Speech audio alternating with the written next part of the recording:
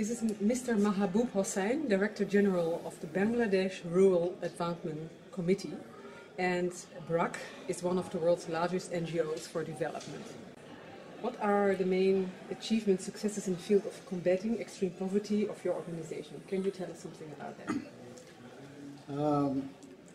that? Our strength is that we organize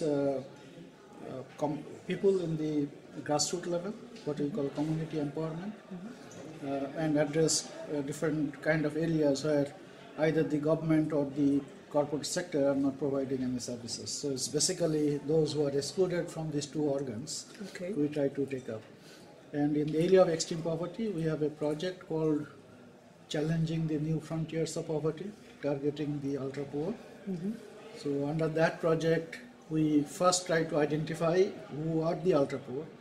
We focus on the bottom 10% of the households in the income scale, and then try to look at some of the exclusion criteria under which they are excluded, like they don't have any able-bodied working members, the school-going children don't go to school, and all that. And then what we do, we have a 2-year hand-holding program. We give them some assets, like a cattle or a number of goats, or lease a piece of land for horticulture, and then we give them intensive training on how to use those assets. With agricultural graduates, we train them, bring new technologies, train them how to do finer crop management practices and all that, and sometimes also link them to markets when their products are there. And we also give them a stipend. Before these assets produce any income, we provide them a consumption stipend so that they don't have to sell those assets, that we give it to them. And in that way, our assumption is that within 2 years, then they will move from extreme poverty to moderate poverty, and then they can fend themselves into the market, either participating in the labor market or in the land market, or then they can participate in microfinance activities and all that. So far, we started in 2002. In the first phase, we graduated about 100,000 these extreme poor households into moderate poverty, and in the second phase, we have so far covered about 300,000 extreme poor households into poverty. And the 2 years program has functioned well? It functioned well, as we started in 2002. So some of those who are first batch graduates, we also follow up and see that whether they sustain those gains and improve over time. And our experience through this post-evaluation, that 90% of them could sustain the gains and further improve their economic conditions over time. This is a real success story. The special thing about this conference is the cooperation between development organizations, NGOs, scientists and business.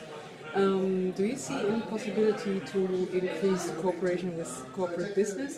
Yeah, actually we have. That's another of our characteristics. We undertake what is called social enterprises. These are the kind of areas where the corporate sector is not addressing the needs of the poor people. Because they might need some services, but the private sector do not go to provide that services because they think that the market is too small, or it is too risky, or the poor will not be able to pay the price that they will have to charge in order to go there. So we then take up those enterprises, we invest ourselves to undertake those activities, and then our bottom line that we must recover the cost of production. We don't want to maximize profits, but we must recover the cost of production. And if we could generate a little bit of surplus, 2% or 4%, that will help us further accumulate and expand those enterprises. So there are many of those kind of social enterprises. These are addressing the so-called market failures, that the market is not going there. So we go there and show to the private sector that there are important businesses that they can do. How have you financed the project so far? Some of them are initially funded by some donors, but not fully. So some startup costs are funded by the donors, but we also borrow from the commercial sector, from the banks and others in order to invest those areas.